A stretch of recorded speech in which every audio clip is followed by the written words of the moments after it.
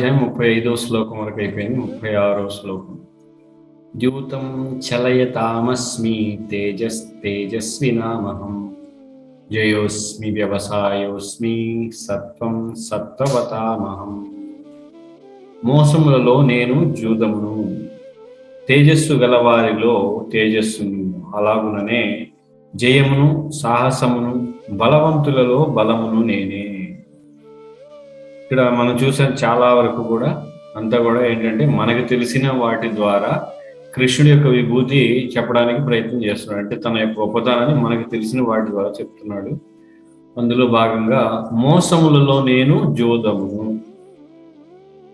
చాలా మోసాలు ఉన్నాయి, కానీ జోదం అనేది పెద్ద మోసం అన్నమాట. ఎందుకని జోదం అసలు మోసం అంటే మనం చూసినట్లయితే, కానీ చాలా మంది ఏమని చెప్తారంటే ఆట ఉంటుంది, అందులో ఆడొచ్చు గెలవచ్చు ఇవన్నీ చెప్తూ ఉంటారు. బట్ కానీ అది మోసం ఎక్కువ. ఎందుకంటే మనం అక్కడ కార్డులో లేదా ఇంకేదో ఏమి పడుతుందో మనకి తెలియదు, మన చేతిలో లేదు. అంటే దేనికైనా మనం సిద్ధంగా ఉన్నాం అంటే అది ఒక విధంగా మనల్ని మనమే మోసం చేసుకున్నట్టు. అంటే మనం చేసిన దానికి ఫలితం అయితే పర్వాలేదు, అలా కాకుండా మనకి ఏం తెలియని దాన్ని ఏదో అంటే మనల్ని మనమే మోసం చేసుకోవడం అన్నమాట. ఏదో వస్తే దానికి మనం తల ఉంచాలి. కావాలంటే డబ్బులు వస్తే రావచ్చు, పోతే పోవచ్చు, గెలిస్తే గెలవచ్చు, ఓడిపోతే ఓడిపోవచ్చు, తెలియదు. అలా కాకుండా మిగతావన్నీ అయితే మన మీద ఆధారపడి ఉంటాయి. కాబట్టి ఈ జూదం అనేది పెద్దదిగా చెప్తున్నాడు కృష్ణుడు ఇక్కడ. మోసాల్లో జూదాన్ని నేను అని. తేజస్సు గలవారిలో తేజస్సును నేను. తేజస్సు ఓజస్సు ఇలా ఉంటుంది అనమాట. తేజస్సు రావాలంటే వాళ్ళు చాలా నిజాయితీ నీతి ఇవన్నీ ఉంటేనే, సరైన ఆహారం తినడం, తామసిక పదార్థాలు తింటే తేజస్సు ఎటువంటి ఉండదు. నీతి ధర్మాన్ని ఆచరించడం, ఉదయాన్నే నిద్ర లేవడం, ఇవన్నీ కూడా ఉన్నప్పుడే వాళ్ళలో తేజస్సు ఉంటుంది. అంటే వాళ్ళు నల్లటి వ్యక్తి అయినా తెల్లటి వ్యక్తి అయినా తేజస్సు అనేది ఒకటి ఉంటుంది. అది ఏ రంగు శరీరం అనే దానిపై ఆధారపడి ఉండదు అన్నమాట తేజస్సు అనేది. కాబట్టి తేజస్సు గల వారిలో ఆ తేజస్సు ఏదైతే ఉందో, అంటే ఆ తేజస్సు అంటే ఎలా వస్తుంది, అది ధర్మం ద్వారా నీతి ద్వారా వస్తుంది. కాబట్టి అటువంటి తేజస్సు నేనే అని చెప్తున్నాడు. అలాగుననే జయమును, ఏదైతే జయం అంటే గెలవడం ఏదైతే ఉందో అది నేనే. సాహసమును, సాహసిస్తారు కదా, సాహసం చేసి కొన్ని కార్యాలు చేస్తుంటారు. ఆ సాహసం రావడానికి కూడా కారణం ఎవరు? కృష్ణుడే. బలవంతులలో బలమును నేనే అంటున్నాడు. అయితే చాలా మంది బలవంతులు ఉంటారు, వాళ్ళలో బలం ఉంటుంది కదా, అది నేనే. అంటే వీటన్నిటి ద్వారా మనం ఏమర్థం చేసుకోవాలి? ఈ సృష్టిలో ఉన్న గొప్పతనం ఏదైతే ఉందో అవన్నీ కూడా కృష్ణుడి ద్వారానే వస్తున్నాయని మనకు అర్థం అవ్వాలి. ఇక 37. వృష్ణీనాం వాసుదేవోస్మి పాండవానాం ధనంజయ మునీనామప్యహం వ్యాసః కవీనాముషనా కవిః. కాబట్టి అనువాదం: వృష్ణి వంశస్థులలో నేను వాసుదేవుడను, పాండవులలో అర్జునుడును, మునులలో వ్యాసుడను, ఆలోచనాపరులైన గొప్ప కవులలో ఉషనుడను అయి ఉన్నాను. ఈ ఆలోచన పరులైన గొప్ప కవుల్లో ఉషనా కవి అనే వ్యక్తి ఎవరైతే ఉన్నారో అతను కృష్ణుడి యొక్క ప్రతిభ. అంటే కృష్ణుడు ఆ యొక్క ఏదైతే కవిత్వం రాయగలిగే శక్తి ఇవన్నీ కూడా కృష్ణుడి ద్వారా వాళ్ళకి లభించాయని చెప్తున్నారు. అంటే దాన్ని మనం అలా అర్థం చేసుకోవాలి. అంతేగాని ఎక్కడైనా నేను ఉష్ణ కవి అంటే కృష్ణుడు ఉష్ణ కవి అయిపోయాడని, లేదా వృష్ణి వంశస్థుల్లో నేను వాసుదేవుడను, ఇది నేరుగా మనం చూడవచ్చు. ఎందుకని కృష్ణుడు దేవకి వసుదేవులకి పుట్టాడు కనుక వాసుదేవుడు అయ్యాడు. ఇది నేరుగా కృష్ణుడే, ఇది వృష్ణ వంశస్థుడు. కానీ పాండవుల్లో అర్జునుడు, మరి పాండవుల్లో అర్జునుడు అంటే నేరుగా కృష్ణుడు అర్జునుడు అయిపోలేదు ఇక్కడ. కాబట్టి అర్జునుడు గొప్ప విలుగాడు, చాలా అంటే అనేక విధాల చాలా గొప్పతనాలు ఉన్నాయి అర్జునుడికి. కాబట్టి ఆ గొప్పతనానికి కారణం నేను. కాబట్టి పాండవుల 5 అర్జునుడిని నేను. ఇంకా మునులలో వ్యాసుడను. వ్యాసముని అందరికంటే కూడా గొప్పవాడు, మనకి వేదాలను కూడా ఇచ్చాడు. కాబట్టి వీటన్నిటి ద్వారా కృష్ణుడు వీళ్ళందరికీ కూడా, అంటే వీళ్ళలో ఉన్న ఈ ప్రతిభా పాఠవాలన్నిటికీ కూడా కృష్ణుడే కారణం కనుక అది నేను అని చెప్తూ ఉన్నాడు. దండో దమయతామస్మి నీతిరస్మి జిగీషతాం మౌనం చైవాస్మి గుహ్యానాం జ్ఞానం జ్ఞానవతామహం. చట్ట విరుద్ధతను అణుచు సాధనములలో నేను శిక్షణ, దండ అంటే శిక్షించడం. చట్ట విరుద్ధంగా ఎవరైతే ఉంటారో వాళ్ళు ఏదైతే శిక్ష ఉందో అది కృష్ణుడే. అంటే ఈ శిక్ష కూడా, ఇవన్నీ కూడా ఒక విధంగా చెప్పాలంటే మనల్ని కూడా జీవులు మనం ఇప్పుడు శిక్షించబడుతూ ఉన్నాం ఎక్కడ ఈ భౌతిక సంసారం. నిజానికి ఇది కృష్ణుడి యొక్క కృప. ఎందుకు శిక్షించబడుతున్నాం? భగవంతుడిని వదిలేసి వస్తే ఈ విధంగా దుఃఖాన్ని అనుభవించాల్సి ఉంటుంది అని శిక్ష. కాబట్టి భగవంతుడు మనకి ఆ విధంగా కృపనిస్తూ ఉన్నాడు. ఏంటి? భగవంతుని దూరంగా ఉంటే మనం దుఃఖంతో ఉండాలి అనేది మనకు అర్థం అవ్వాలన్నమాట. అందుకే మనం ఇక్కడ సుఖం. కానీ మనం ఏం చేస్తాం? ఇక్కడే ఉండి సుఖంగా ఉండడానికి ప్రయత్నం చేస్తూ ఉంటాం, అది లభించదు. కారణం ఏంటంటే ఇక్కడ ఈ ప్రదేశం అటువంటి దుఃఖాలయం అశాశ్వతం అని కృష్ణుడు చెప్పాడు. కాబట్టి చట్టవిరుద్ధమైన అణుచు వారిలో నేను శిక్షణ నేనే అంటున్నాడు. జయం కోరు వారిలో నేను నీతిని. జయం కోరు వారిలో నేను నీతిని అంటే నీతిగా న్యాయంగా ఉండి ఎవరైతే జయం పొందుతారో అటువంటి వారిలో, ఆ జయమును కోరు వారిలో నీతిని. రహస్య విషయములలో నేను మౌనమును. అన్నిటికంటే రహస్యం ఏంటి? మౌనం. తెలిసినా కూడా తెలియనట్టుగా మౌనంగా ఉండడం అన్నమాట రహస్యం. రహస్యాల్లో నేను మౌనమును. జ్ఞానవంతుల్లో నేను జ్ఞానమును అయి ఉన్నాను. జ్ఞానవంతులు ఎవరైతే ఉన్నారో వాళ్ళలో ఉన్న జ్ఞానం, అది ఏ జ్ఞానమైనా కావచ్చు, ఆ జ్ఞానం ఎవరు అంటే కృష్ణుడే అని. అంటే ఒక్క మాటలో చెప్పాలంటే ఇవన్నీ భగవద్గీత అంతా చదివిన తర్వాత ఎవరైనా సరే ఏంటంటే ఎక్కడ చూసినా కృష్ణుడే కనిపిస్తాడు. అది ఇక్కడ కృష్ణ చైతన్యం. మనది ఏదైతే కృష్ణ చైతన్య ఉద్యమం ఉందంటే ఏంటి? అన్నింటిలోనూ కూడా కృష్ణుని చూడాలి, అది ఇక్కడ ఉద్దేశం. కాబట్టి వీటన్నిటి ద్వారా ఇంకా చాలా చెప్తాడు. రసోహమప్సు అని, నీటిని నేనే, నీటిలో ఉన్న రుచిని నేనే అని, నీటిని, ఈ పంచభూతాలు వీటన్నిటి సృష్టిని నేనే సృష్టించానని. కాబట్టి ప్రతి చోట కృష్ణుడు కనపడతాడు. ఎప్పుడు ఆ విధమైన దృష్టిని మనం పెంపొందించుకున్నాం. అది జరగాలంటే మన హృదయం శుద్ధి జరగాలి. అప్పుడే మనకి అవన్నీ గుర్తుంటాయి. ఆ శుద్ధి జరగడం కోసమే మనకి హరినామం ఉంది. హరినామం హృదయం శుద్ధి చేస్తుంది. ఇంకా మనలో అనర్థాలని మనం అంటే ప్రయత్నపూర్వకంగా అనర్థాలు తొలగించుకుంటూ హరినామం చేస్తూ ఉంటే భగవంతుడి పట్ల నిష్ఠ, భగవత్ ప్రేమ, కృష్ణ ప్రేమను కూడా ఇస్తుంది. రహస్య విషయంలో నేను మౌనమును, జ్ఞానవంతుల్లో నేను జ్ఞానమును, ఇవన్నీ చెప్తున్నాడు కృష్ణుడిక 39. యచ్చాపి సర్వభూతానాం బీజం తదహమర్జున న తదస్తి వినా యస్యాన్ మయా భూతం చరాచరం. ఇంకా నువ్వు అర్జున సర్వజీవులకు జన్మకారకమైన బీజమును నేనే. కాబట్టి జన్మకారకం, ఎవరైతే జన్మించడానికి కారణం ఏదైతే ఉందో ప్రతి ఒక్కడికి, అంటే మనకి కూడా సంతానం కలగడానికి వీటన్నిటికి కూడా కారణం భగవంతుడి యొక్క ప్రేరణ, భగవంతుడు యొక్క దీవెన. లేదా భగవంతుడు నేరుగా ఉండకపోవచ్చు, కానీ ప్రకృతి ద్వారా అయినా మనకు కలగాలంటే, మన కర్మానుసారం జరగాలంటే ప్రకృతి ఇవన్నీ కర్మాలు కూడా భగవంతుడు సృష్టించినవి. కాబట్టి ఇవన్నీ కూడా ఆయన చేతిలోనే ఉన్నాయి. మనం ఎంత ప్రయత్నించినా కొన్నిసార్లు కొంతమందికి సంతానం కలగదు. కారణం భగవంతుడి యొక్క అంటే దీవెన వాళ్ళకి లేదని అర్థం అనమాట. లేదా వాళ్ళకి నేరుగా మరి ఇంకొక మాటలు చెప్పాలంటే వాళ్ళకి అటువంటి కర్మ లేదని కూడా చెప్పచ్చు. స్థావర జంగములైన వస్తువులలో నేను లేకుండా ఏదీను స్థితిని కలిగి ఉండదు. స్థావర జంగములు అంటే, స్థావరం అంటే ఒకే చోట నిలిచి ఉండే, జంగమం అంటే కదిలేవి.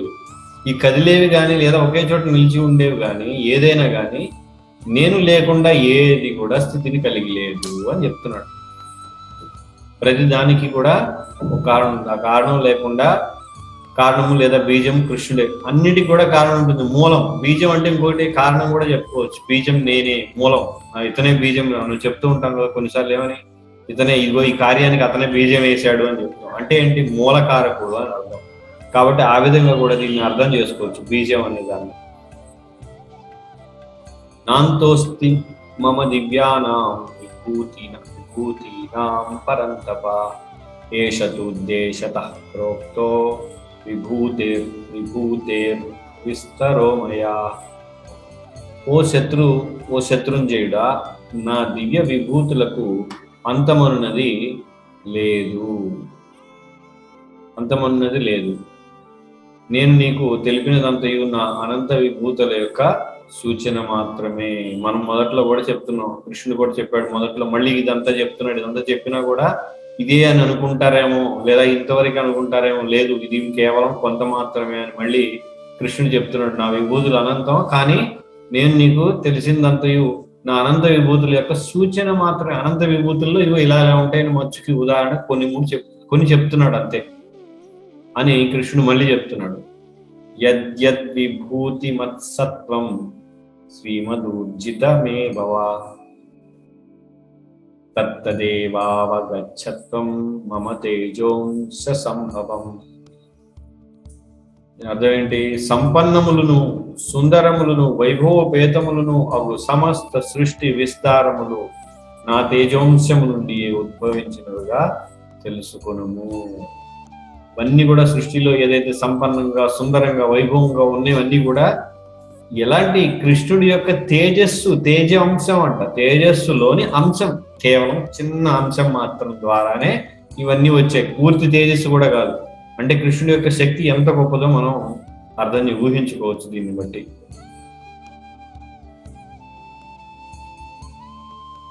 ఇక 42. అథవా బహునైతేన కిం జ్ఞాతేన తవార్జున విష్టభ్యాహమిదం కృష్ణం ఏకాంశేన స్థితో జగత్. కానీ ఓ అర్జున, ఈ సవిస్తరమైన జ్ఞానమునకు అవసరమేమున్నది? కేవలం నా ఒక అంశ మాత్రము చేతనే నేను ఈ సమస్త విశ్వమును వ్యాపించి పోషించుచుండును. ఏమంటున్నాడు ఇక్కడ? ఈ సవిస్తరమైన జ్ఞానమునకు ఇంత జ్ఞానం అవసరం ఏమని చెప్పు. కేవలం ఇంత చెప్పాల్సింది ఏముంది? కేవలం నా ఒక్క అంశ మాత్రం చేతనే నేను ఈ సమస్త విశ్వమును వ్యాపించి పోషిస్తున్నాను. అంటే భగవంతుడి యొక్క కేవలం ఒక చిన్న అంశ, కొద్దిపాటి శక్తి ద్వారా ఈ సమస్త విశ్వం వ్యాపించి విశ్వంలో ఇవన్నీ కూడా పనిచేస్తూ ఉన్నాయి. ఇంకెంతకంటే ఏం చెప్పగలను? ఈ సవిస్తరమైన అథవా బహునైతేన కిం జ్ఞాతేన, ఇంకేం చెప్పగలను? దీని గురించి ఎంత చెప్పగలను?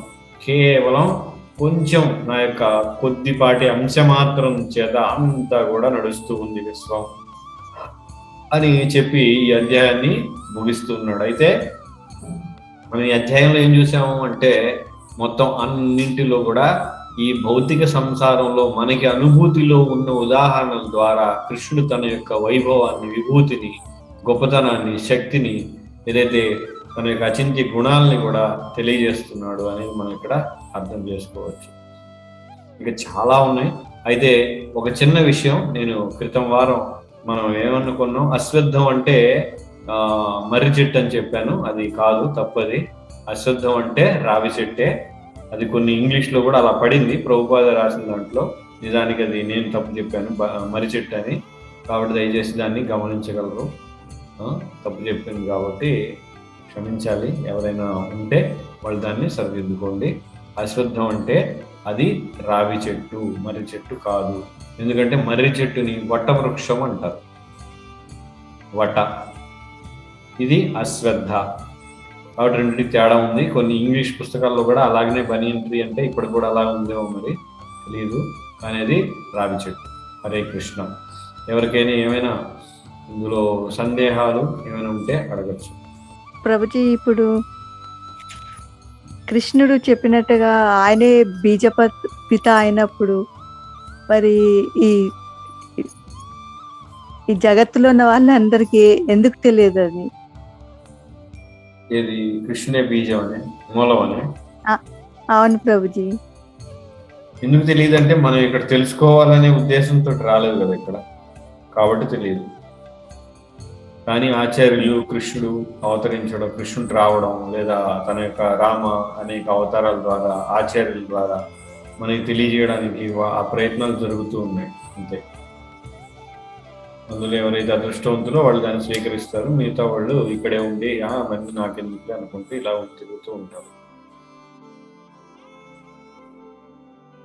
ప్రభుజీ, మరి ఇప్పుడు ఎవరైతే కృష్ణ చైతన్యాన్ని తెలుసుకున్నారో వాళ్ళ కుటుంబంలో వేరే వాళ్ళు తెలుసుకోలేనప్పుడు ఏ విధంగా వ్యవహరించాలంటారు ప్రభుజీ? ఎవరిని? అంటే మా ఇంట్లో పరిస్థితి మిగతా వాళ్ళతోటి ఉదాహరణకి మీరు మీ ఇంట్లోనే మీరు భక్తురాలు, మిగతా హ్మ్. వాళ్ళు భక్తులు కారు. అప్పుడేంటి? వాళ్ళతోటి వాళ్ళు సాధారణమైన వ్యక్తులుగానే వ్యవహరించాలి. మీకు ఉదాహరణకి మీరు స్త్రీ కాబట్టి మీకు కొన్ని ధర్మాలుంటాయి. భర్తకి కొన్ని చేయవలసిన సేవలు, లేదా పిల్లలకి, లేదా అత్తమామలకి అవన్నీ యథావిధిగా చెయ్యాలి. స్త్రీ ధర్మం కాబట్టి. అదేవిధంగా పురుషుడైనా భక్తుడైనంత మాత్రాన భార్యను చూసుకోవడం ఇవన్నీ కూడా చెయ్యాలి. భార్య భక్తురాలు కాదని వదిలేయడం ఇట్లాంటివేమి ఉండవు. ఎందుకంటే అందరూ ఒకేసారి అయిపోరు. అయిపోతే మంచిది, చాలా అదృష్టం. అవ్వకపోతే ఎవరి బాధ్యత వాళ్ళు నిర్వర్తించాలి. కానీ ఆసక్తి కలిగి ఉండకూడదు వాళ్ళ పట్ల. మనం ఏంటంటే ఆసక్తి కలిగి ఉంటాం. వాళ్ళందరూ నా వాళ్ళనే భ్రమలో ఉంటాం. ఎవరు మన వాళ్ళు ఇక్కడ ఎవ్వరు లేరు. అందరం కర్మానుసారం కలిసాం. అదే కర్మానుసారం విడిపోవడం కూడా ఖాయం. మరణించిన తర్వాత అందరం విడిపోతాం. ఎవరు శాశ్వతంగా ఉండరు. కాబట్టి మన బాధ్యత నిర్వర్తించాలి ధర్మం ప్రకారం. తల్లిగా, లేదా చెల్లిగా, మరదలుగా, బావగా, ఏదో అన్ని రకరకాల సంబంధాలు సంఘంలో లేదా ఉంటాయి కదా. ఒక ఉద్యోగం కానీ, వ్యాపారం కానీ ఏదైనా చేస్తున్నప్పుడు దానికి సంబంధించిన ధర్మాలు ఇట్లా రకరకాలు ఉంటాయి. ఆ విధంగా మనం చేస్తూ ఉంటాం.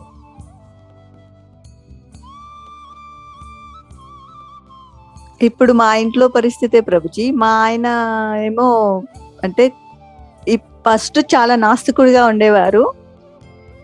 కృష్ణ ప్రసాదం పెట్టడం వల్లనేమో కొంచెం దేవుణ్ణి తెలుసుకున్నారు.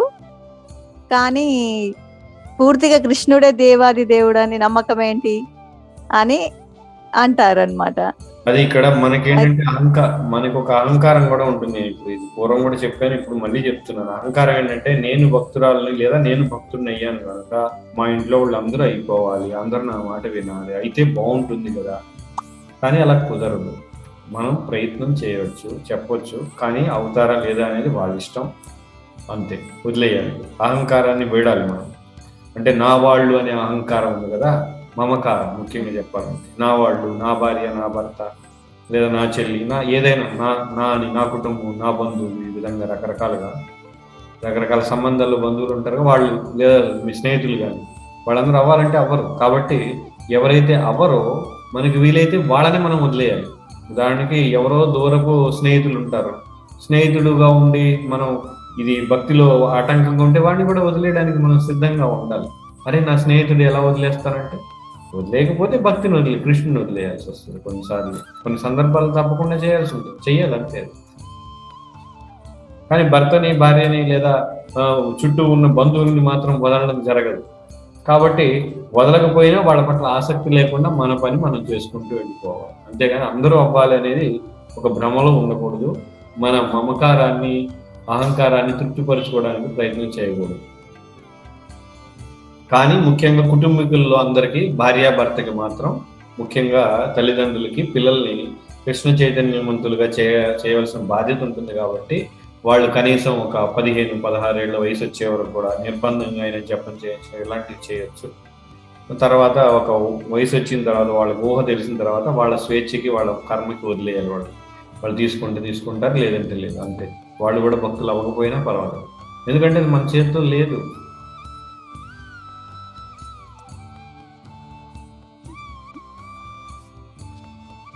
హరే కృష్ణ. ప్రభుజీ ఇంకొక క్వశ్చన్ ప్రభుజీ. అంటే మా బాబు ఇప్పుడు ఇంటర్ ఫస్ట్ ఇయర్ లో చదువుతున్నాడు ప్రభుజీ. అబ్బాయికి కృష్ణుడు అంటే చాలా ఇష్టము, ఎప్పుడు గుడికి వెళ్తా అని అంటాడు. కానీ చాలా అంటే డీటీ వర్షిప్ మీద చాలా ఇంట్రెస్ట్ ఉంది. కానీ జపం అనేది 16 రౌండ్లు మాత్రం చేయట్లేడు. అది కూడా 4 రౌండ్లు, 2 రౌండ్లు. అతనికి ఎప్పుడు ఒకరోజు చేయాలనిపిస్తే 8 చేశాడు, లేకపోతే 2 చేశాడు.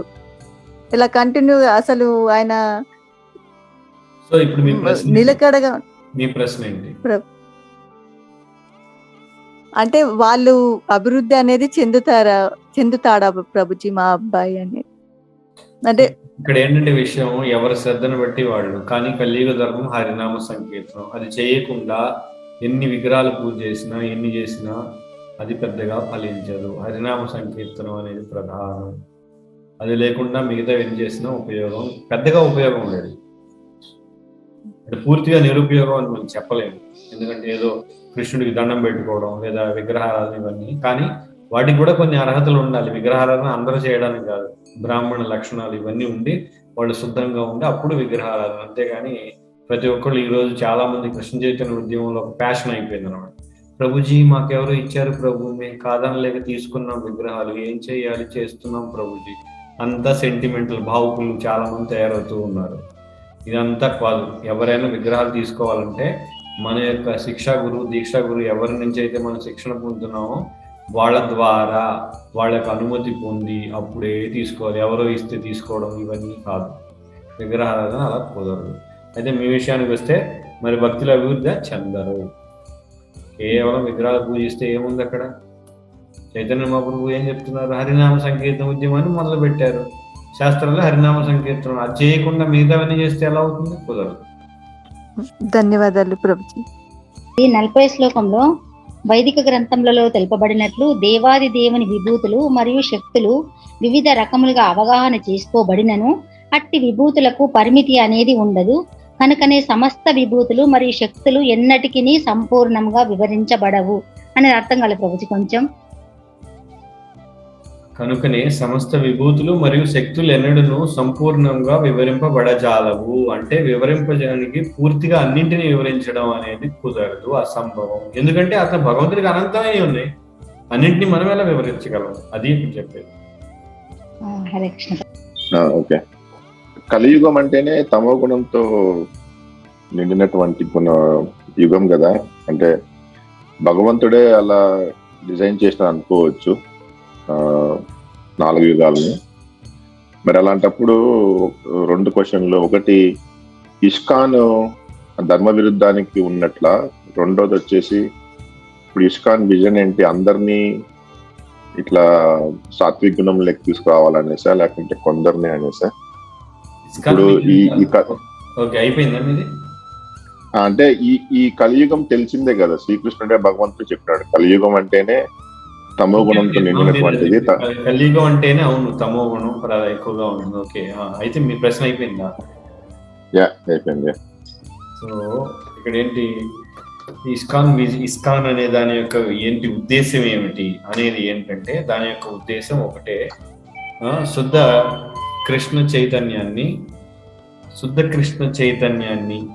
ఈ యొక్క సనాతన ధర్మం ద్వారా శుద్ధ కృష్ణ చైతన్యాన్ని జనులకు అందించడమే దీని యొక్క లక్ష్యం. అయితే ఈ కలియుగం కూడా అంతా తమో గుణం ఎక్కువగా ఉంటుంది, రజోగుణం ఉంటుంది, సత్వగుణం అసలు దాదాపుగా ఉండదు. అసలు ఎక్కువగా కూడా రజోగుణం బాగా ఎక్కువగా తమో గుణం ఉంటుంది అనేది నిజం. మరి ఇందులో మరి చైతన్య మహాప్రభు కలియుగ ధర్మం హరినామ సంకీర్తనం అనేది శాస్త్రం చెప్తుంది. కాబట్టి ఎక్కువగా అందరూ కూడా భ్రష్టు పట్టిన వెధవలు మళ్ళాంటి వాళ్ళందరూ ఉన్నప్పటికీ, మళ్ళాంటి వెధవల్లో ఎవరో కొంతమంది అదృష్టవంతులు ఎవరైతే ఉంటారో వీళ్ళు ఈ హరినామ సంకీర్తన చేస్తూ ఉంటారు అన్నమాట.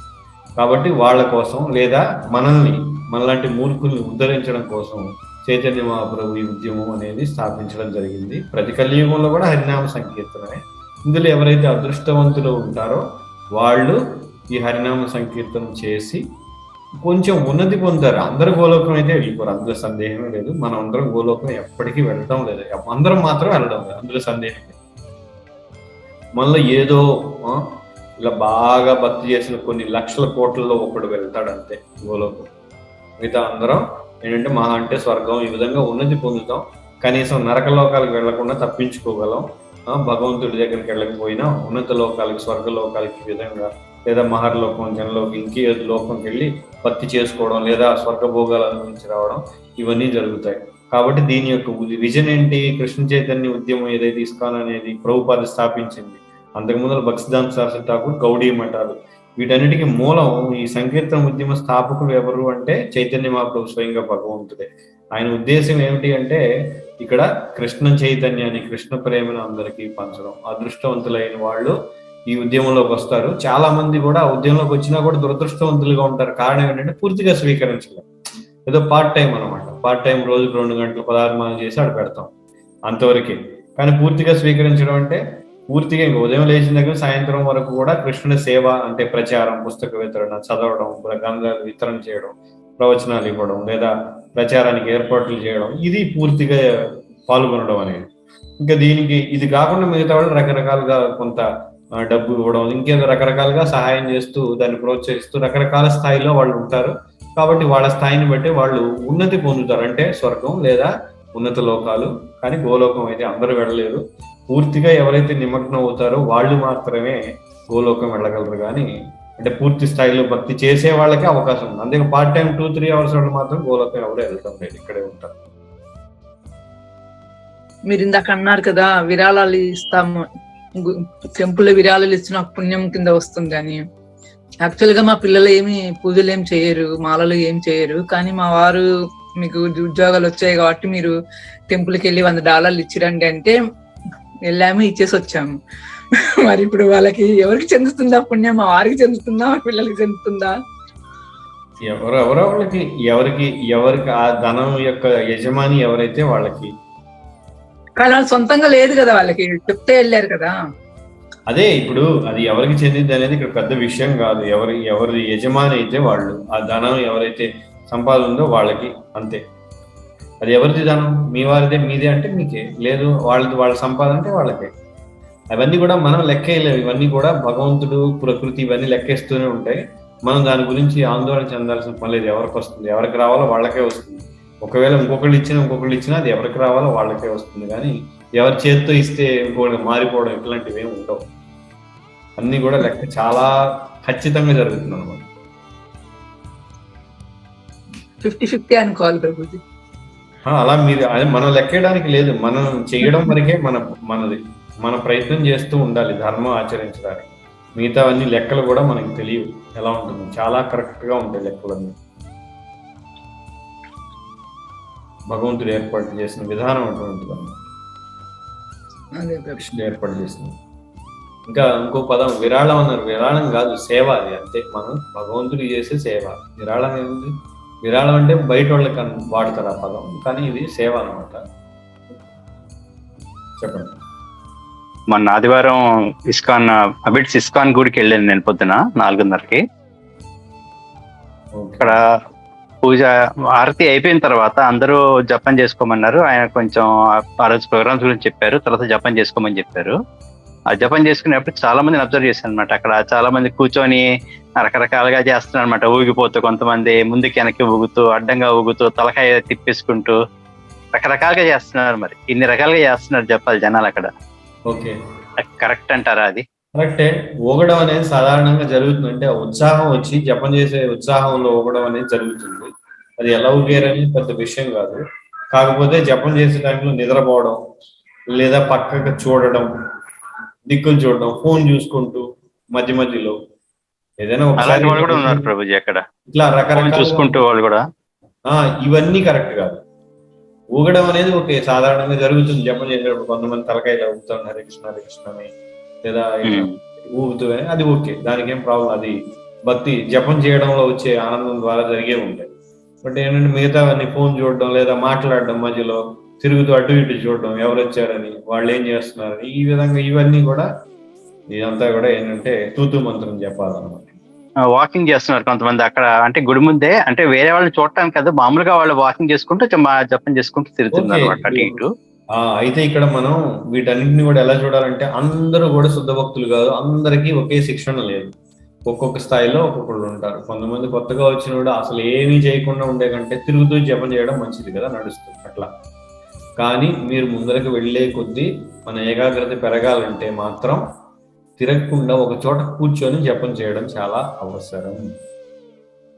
ఇక నాకు ఇంట్లో అలాగే అలవాటు అయింది. అక్కడికి వెళ్తే అన్ని రకాలుగా చూసేవాటి నాకు అనిపించింది, ఇలా కూడా చేయొచ్చా అని చెప్పేసి అనిపించింది అనమాట. అదే చెప్తున్నా కదా, అలా కూడా చేయొచ్చు. అంటే భక్తి ఎవరి స్థాయిలో వాళ్ళు చేస్తారు. ఇలా కూడా ఏంటి, అనేక విధాలుగా మాంసం తింటూ కూడా హరే కృష్ణ చేయొచ్చు, తప్పేముంది. వాడి స్థాయి అది, అంతే. వాడు చాలా లో లెవెల్ అనమాట, చాలా క్రింద స్థాయిలో చేస్తున్నాడు. అదేం లేకుండా పొద్దున్నే 4:30కి లేచి మంగళారతి చేసి 4 నియమాలు చేసి ఏకాదశి పాటిస్తూ ప్రసాదం తప్ప హరే కృష్ణ, ప్రసాదం తప్ప ఎక్కడ తినకుండా హరే కృష్ణ చేస్తాడు. వాడి స్థాయి వేరు.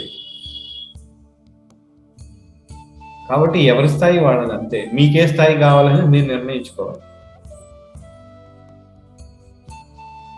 అంటే మీ శ్రద్ధను బట్టి మీ సాధన ద్వారా Hmm. పెంచుకోవాలి అంతే. ఒక క్వశ్చన్ వచ్చింది ప్రభుజీ. పొద్దున పూట ఒకసారి మా హస్బెండ్ చేస్తారు, దీపం వెలిగిస్తారు పొద్దున. మరి మా హస్బెండ్ వెలిగిస్తారు కాబట్టి నేను వెలిగించుకున్నా పర్వాలేదా? ఒకే ఇంట్లో 2 సార్లు 2 చోట్ల అవసరం అట్లా? లేదు. ఎవరో ఒకళ్ళు చేస్తే సరిపోతుంది, అవసరం లేదు. మన ఉద్యమం హరినామ సంకీర్తన ఉద్యమం కానీ, అంటే మంగళారతి దీపాలు వెలిగించే ఉద్యమం కాదు, అగరబత్తీలు వెలిగించే ఉద్యమం మనది కాదు కదా. శ్రీమద్ భగవద్గీత కీ జై, శ్రీల ప్రభుపాద కీ జై.